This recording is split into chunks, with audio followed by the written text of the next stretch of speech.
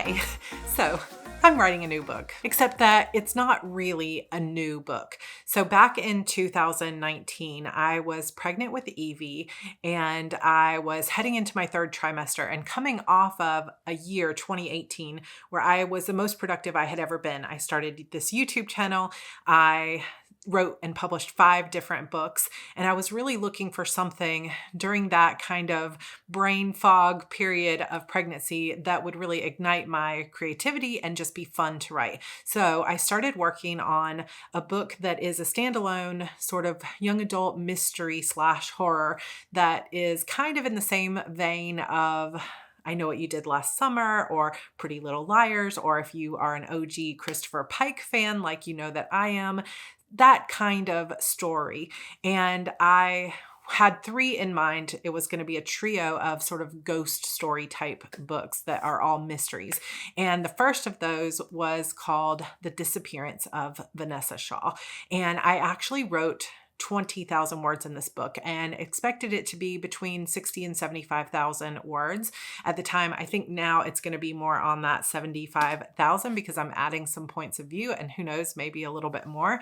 But I didn't quite finish the project before Evie was born. And then of course, as soon as she was born, I felt this obligation to work on my current series and existing series and did not get a chance to go back to this story. But this story is on my mind all the time. There are actually 3 stories, like I said.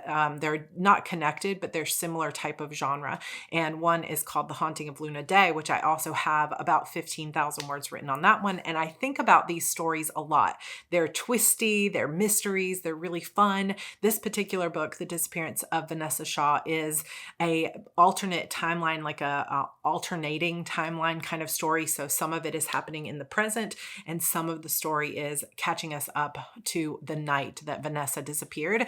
And I love this kind of story. I love reading them. I get so excited about them. But of course, when you are a professional author and you are in the middle of series, there are things that people expect from you, like getting those next series books out as quickly as you can. And so for the past few years, I have been trying to get those books done. I published book 3 of Eternal Sorrows series. And if you watched the NaNoWriMo Diaries 2 years ago, you know how difficult that was for me, but I pushed through and published that 3rd book. And then I went back and worked on book 11 of my Shadow Demon saga, which I also published in about a year ago in 2021. But then everything kind of fell apart. Many of you know I had some personal kind of attacks going on in my personal life. We lost our house in Charleston and then we lost our rental house and we ended up deciding to go on the road and try to find a new place for our family. And I think that a year later, now that we've been settled in a new house for about 6 months, I'm starting to gain some perspective on just how stressful that period of my life was. It was fun. I'm grateful for it. I know that it was an adventure that I will never forget. It brought our family very close together to be together, homeschooling, and just, I know I'll cherish that time forever. But as much as I had hoped traveling would ignite my creativity, I felt so locked in to working on book 12 of my series because that is what I'm supposed to be working on. And it just turned out that all the stress that I was in was simply not the right atmosphere for me to be working on the 12th book, which really ends up being the 17th book in this world of a series I've been writing for over a decade of my life. It's too complex. There are too many threads that need to come together. There's so many decisions that need to be made that are based on, the past. And it has this pressure of it's the final decision. This is where I leave my characters forever, for all eternity. And I want to make it the best possible book that it can be. And I know that I'm excited to write it. I have lots of ideas for it. I have written and thrown away tens of thousands of words and then written again and so forth. And I had this realization while reading an article lately that was a conversation between Neil Gaiman and Victoria Schwab, V.E. Schwab, who wrote The Invisible Life of Addie LaRue, which is just simply brilliant. All of her books are brilliant that I've read. And this was from TorCon in 2020. They were talking and Neil Gaiman asked V.E. Schwab how long it took her to write The Invisible Life of Addie LaRue. And she said that she had kind of let it marinate for about 10 years. And then when she decided she was ready to write it, it took her about 2 years to write. And she was saying that she so appreciated and learned a lot of patience during that process, and later appreciated that she took the time that that book needed. And I was reading this outside on my porch and I just started sobbing. And my husband was like, "What is wrong with you? Why are you sobbing? Are you okay?"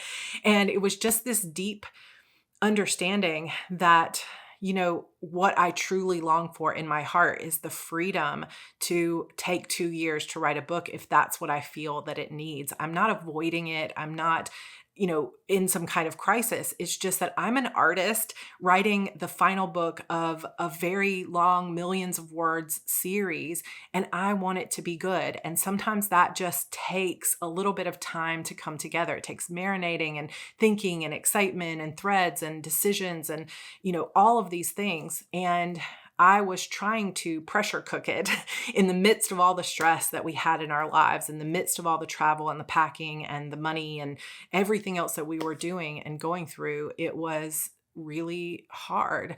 And even now that and then when we finally got settled and I have this beautiful wall in this house and all my things again, I thought, okay, now it'll be easy.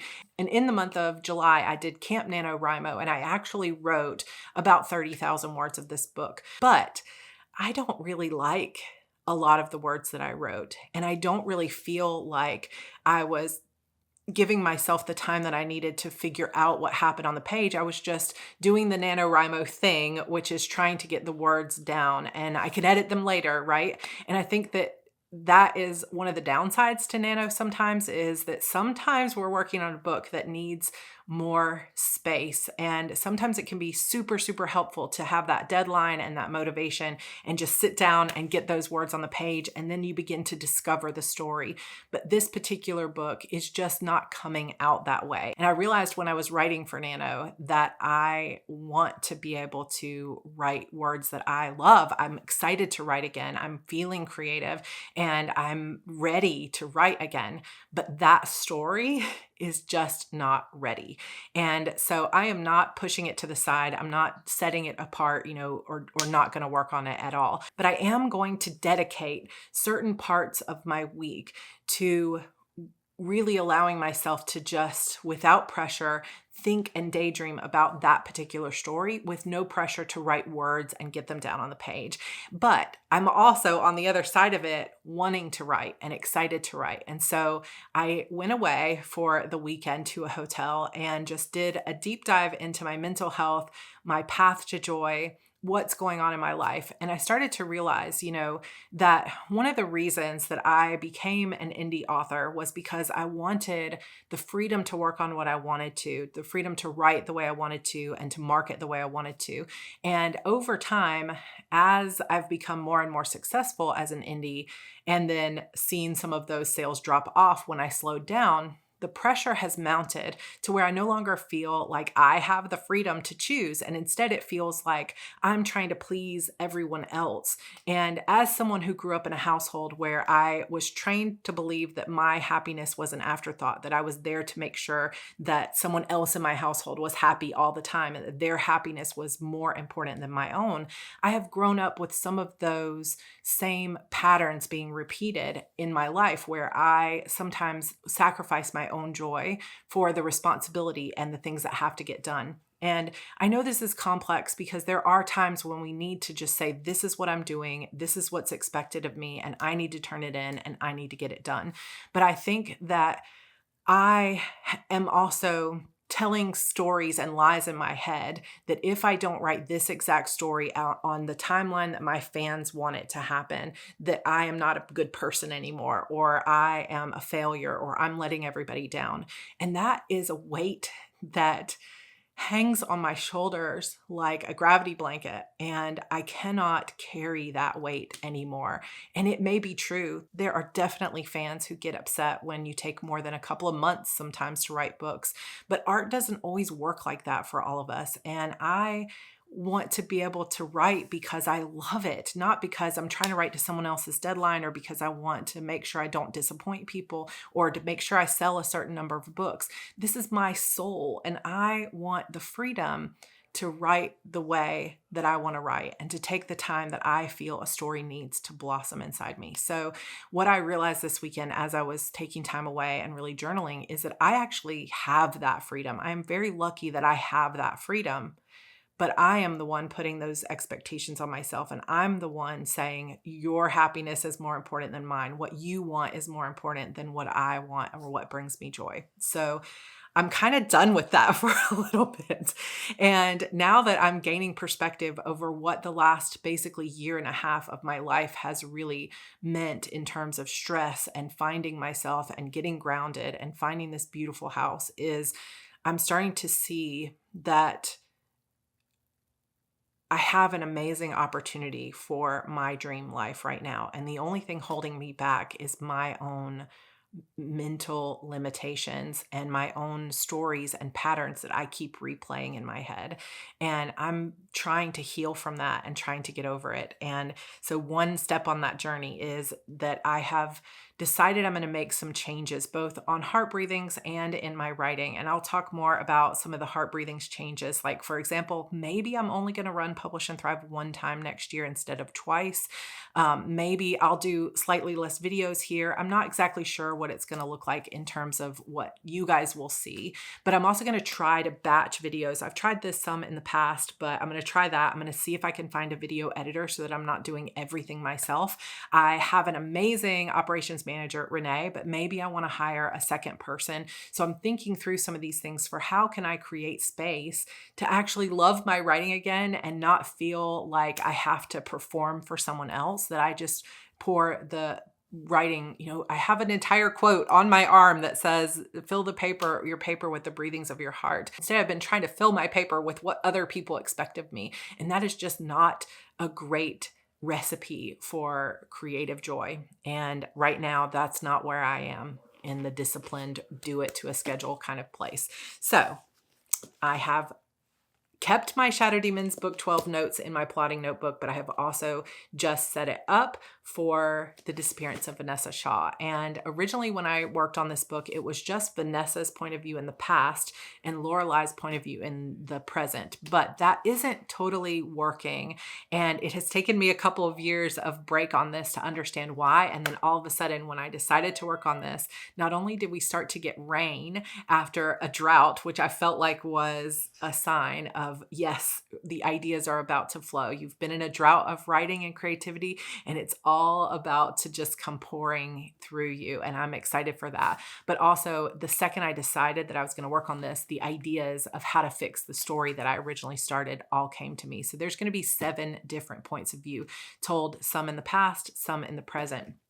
And I'm so stoked about it. I'm so excited. I'm so ready to work on this. Some of my content here on Heart Breathings is going to be around the writing of this book so that I can make sure that I'm staying focused on the writing. So if you enjoy writing vlogs, let me know. If you'd rather see plotting setups or what aspect of me working on this book while also working on book 12 would you like to see that I can include here, because that'll just make everything synergistic and flow together. But let me show you what I have set up for this. And yeah, a few changes.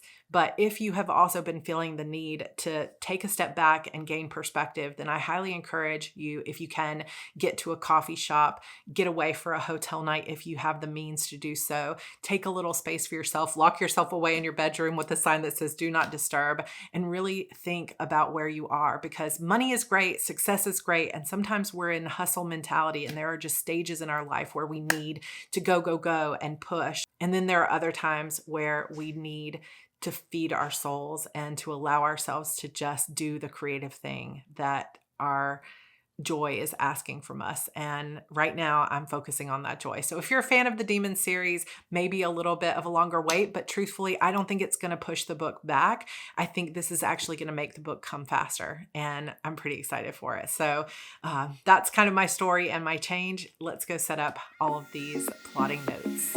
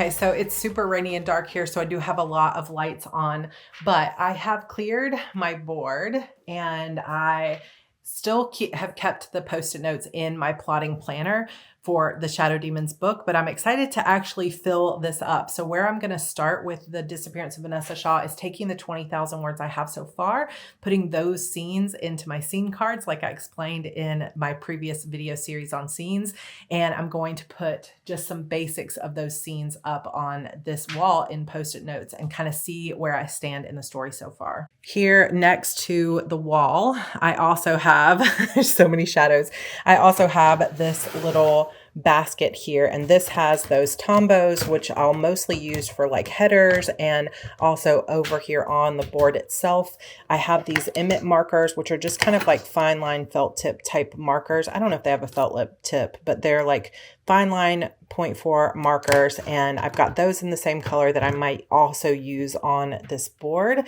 I have Post-it notes in all of the colors that I need. And then I just have that washi tape that I decided to use in case I want to use it over here as well. Then on my desk as I'm writing, I'll have these ink joys so that I can continue to keep notes on in my plotting planner here. And then I also have these little dot markers. Now I haven't actually tried these yet. These are not the Zig Clean Color dot markers. These are just like kind of like an Amazon dupe from Shuttle Art.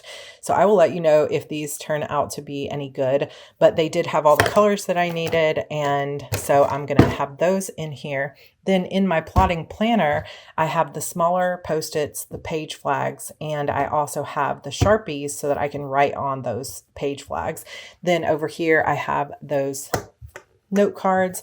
I always start with about 40 to 50 note cards, but it could end up being more or less, and I'll just go through them one at a time. And I have them all on this little book ring clip to make sure that I don't lose them. And that's kind of my setup. And I'm very excited also to fill out this board, but also this other one here that says characters, because I was going to use this for my Shadow Demon saga, but I know those characters so well. I ended up not writing anything here and only writing in my plotting planner. So this one hasn't even really been used yet. So I'm going to put all those 7 points of view on here, and I'm about to hopefully light this puppy up. I'm hoping it's going to be really cool. I hope you're excited to see this novel come together. I know that it can be tough sometimes for me to be vulnerable and honest about this kind of stuff, because I know there's going to be people out there, or I always fear that there will be people out there thinking, you never finish what you said you're going to do. You never follow through with stuff. And I get those kind of comments, and they are hurtful because I always feel like they're true, like I'm disappointing people. And I just feel like I'm at a point where I'm so over it. Like I am allowed to be joyful. I am allowed to switch stories for no reason at all other than the fact that I wanted to. And yes, sometimes, like if you're in my Publish and Thrive class, you know, it may not be the smartest marketing move to switch stories or to not write the next book in your series. If you can avoid switching, you should, but sometimes you just need it. And sometimes you just have to listen to your heart and what everyone else thinks of you. You just have to let it go.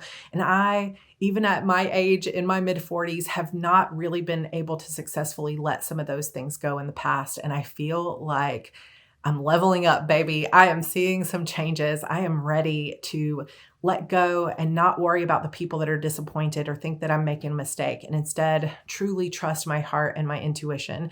And it's telling me to work on this book. It's so funny because my husband, George, and I, every time I'm ready to write a book, like it starts to be where the ideas are flowing and the energy is coming through me, he starts to get dreams, like nonstop dreams throughout the night. And he's convinced that this is a result of my brain working, my subconscious working through the night, that somehow energetically affects him, which I know some people would be like, well, that's stupid, but we've seen it happen. It happens every time. And I have to tell you, for the last like year of our lives, neither one of us have really been dreaming. And I think it goes to, other than a few nightmares here and there, neither one of us have been dreaming like creative, exciting, or fun or funny dreams. We've just been stressed.